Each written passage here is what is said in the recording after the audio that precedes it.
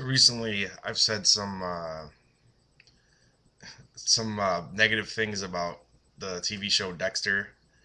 Uh, both recently and in the past, I've said basically the same thing I always said. But I just got done watching 4 hours of the show in a row, leading up to the end of season four. I have one episode left. It will arrive from Netflix tomorrow in the mail. It better, or I might have to go to drastic measures.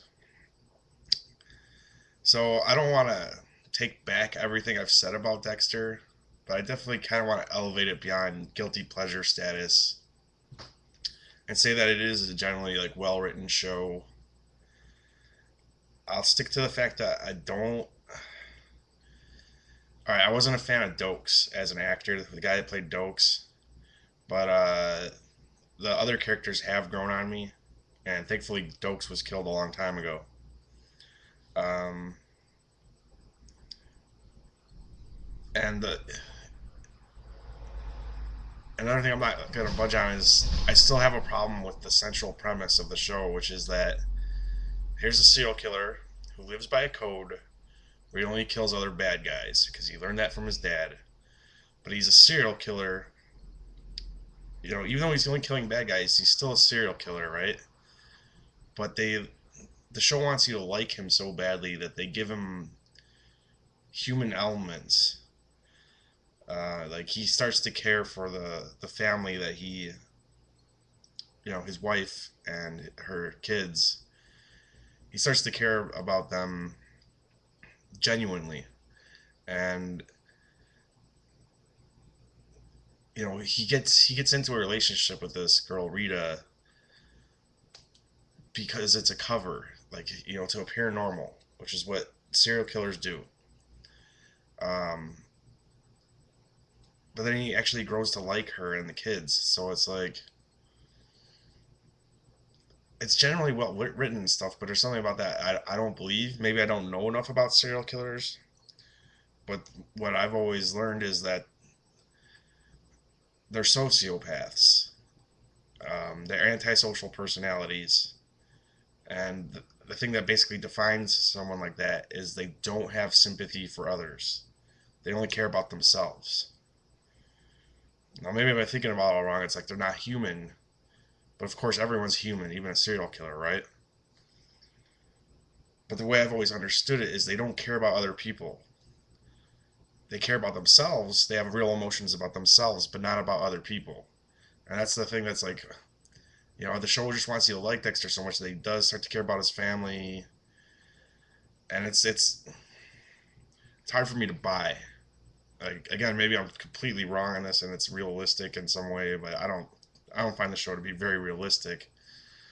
Um, and there's still a chance for the show to turn that around and remind us of how evil he really is instead of always making us want to like him. I mean, he could eventually, like, what if his family starts to find out who he is and he decides to kill Rita? Or, I don't know, something like that, right? Like, he gets backed into a corner and you have to see the real Dexter. He's a serial killer. And you could explain his affection toward his family as more him caring about himself because he doesn't want to be alone or something, or he wants to feel like what it's like to be normal. Like there's a way to turn that around eventually before the series ends. Um, but I mean, generally, each season has gotten kind of better. I enjoyed the last season with Jimmy Smits, um, but at the same time, it's still like it was mostly just because Jimmy Smits was good and Michael C. Hall is good, and it kind of fizzled out at the end. Like I remember in the last episode of season three, it's like Dexter getting married, and it was just kind of weak ending and way to end season. But season four, which is going to be the focus of what I'm talking about today, is it's really it's the best I think. Now there's going to be major spoilers. I've already given a couple spoilers, and I'll put a spoiler thing at the front of this. I mean, this is going to give away a lot of what happens in season four. And I haven't seen the last episode yet, obviously. So there will be a part two of this video tomorrow with me just reacting to the season finale of season four, which I heard is pretty crazy. But season four, it starts off okay. I'm like, it's Dexter again. Not majorly excited to watch it, but I'm entertained by the show. And starting off, and I heard like this Trinity killer. Like I knew going in, John Lithgow was this other serial killer, and they were gonna butt heads or something, right? Like that was gonna be his big like arch nemesis for the season. And I was kind of intrigued by that because, well, one just because like I like the idea of two serial killers going at it. I actually like wrote a story like that in high school once. Not obviously as good as this or whatever, but it was. I guess I've always kind of liked that idea if it's been in my head. Um, and also because I've never been a huge John Lithgow fan. I know like everyone regards him as this like great actor, but like I only like know him from like Harry and the Hendersons or like wasn't he the villain in Raising Cain? Where he was on like some show, wasn't he? Like I don't know, man. Like John Lithgow was like he mentioned his name to me. I'm not like ooh John Lithgow, but I heard he was like awesome in this, and like last season did like convince me Jimmy Smits was pretty awesome. So I was like, oh, let's see what's up with this. And I start watching it, and it starts off, and it's like Dexter's too busy because he's married and he has a kid now on top of the other kids, and he's tired and he doesn't get enough time to be Dexter the serial killer. And that's okay. It was entertaining.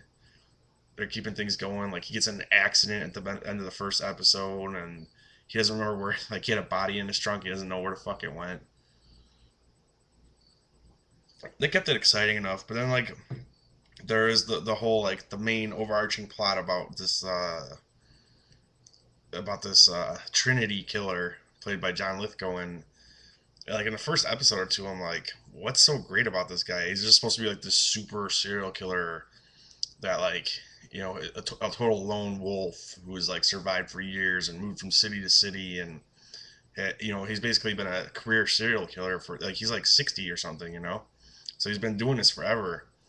And they set it up like Dexter is like trying to find him because he admires the guy's work. He wants to kill the guy, but he wants to kind of learn from him and figure out the trick to surviving. Like he wants to understand how this guy has survived so long. When God, this is fucked up. Like so, at first I'm like, yeah, whatever. This guy's like he's killing people in weird ways, but like serial killers all have their rituals, way that they kill somebody, and I was sure that was going to be explained. But I was like, he wasn't that formidable of a presence. Like I wasn't like, wow, John Lithgow was like blowing me away on this. And he still hasn't like totally blown me away, but his character definitely has. Like as the season goes on, you learn more and more about him, and there actually is a lot to learn about him. He has a very detailed history that the writers spent a lot of time on, and it's put together in a very smart, like a very smart way. First you learn that there's a cycle to his killings. He kills one, two, three people, and like this FBI guy that Dexter's sister was fucking like has that figured out. Even though that's not the full story, and I knew that. I knew that the Trinity killer did not just kill three people. I knew that they're like, because yeah, those are the ones you know about. That's the pattern that you've put together. But what if there's more people to the puzzle? What if the cycle's more than three people? But I'm getting ahead of myself. You first learn like, all right, there's a cycle to what he does. He kills a mom in a bat, or like a young woman in a bathtub. Okay, then he gets a mom and he throws her off the top of a building. Then he finds some guy coming out of a bar and he bludgeons him. New City, he does the same thing. He starts to cycle over and over. How often has he done it? Who knows? They have to put it together, and you start to learn more about that. So you learn that, and that's kind of interesting. You're like, well, what the fuck was up with him? Like, what's with that specific pattern? Then, about halfway through the season, or maybe a little bit more than halfway,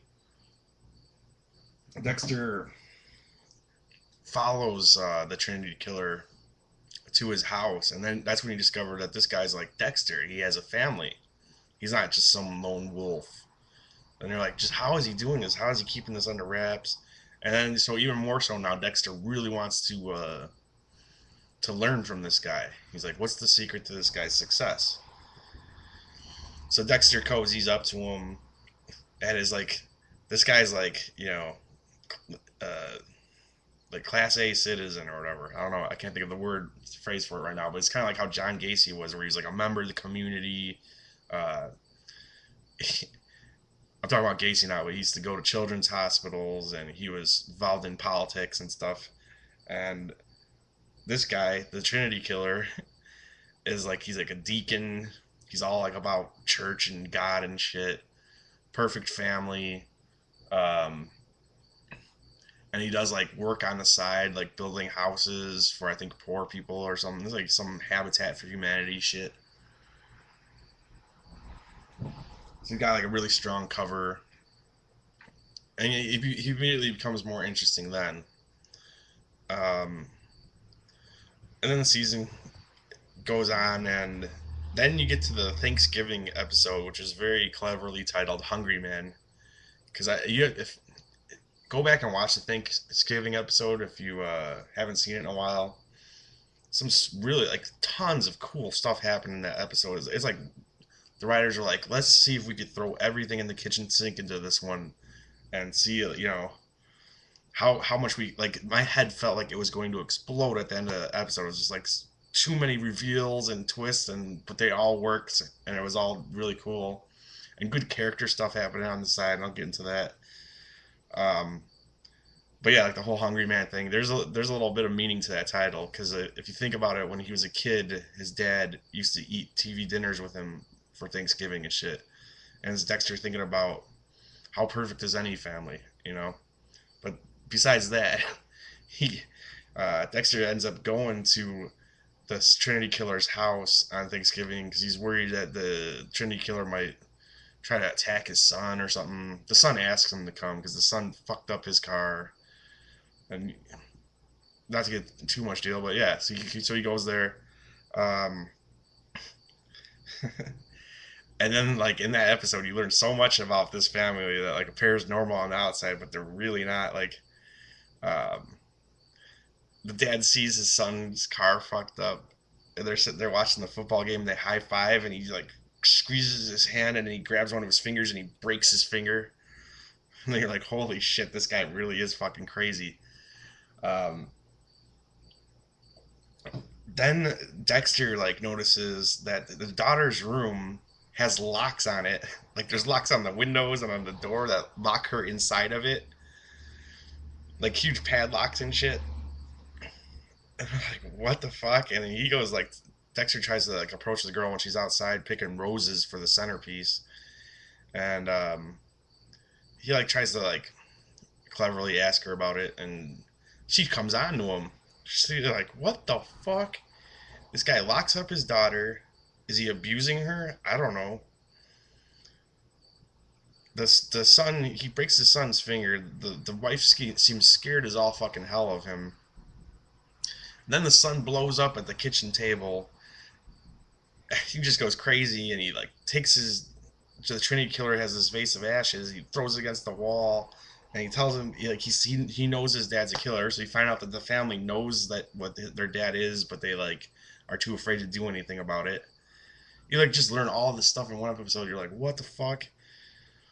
And like the episode before that, you learn why, like what the origin of the serial killer is, like what the story behind that is. Or maybe you learned that a couple episodes before, but it's like when he was a kid. Oh, you no, you actually learned that over a couple episodes. Like when he was a kid, his he was watching his sister take a shower, and she saw him watching, and she got startled, and she fell, and she cut herself with some glass accidentally, and died and bled out, and then it caused her mom to commit suicide. Fuck, I'm running out of time, but I gotta keep going on about this.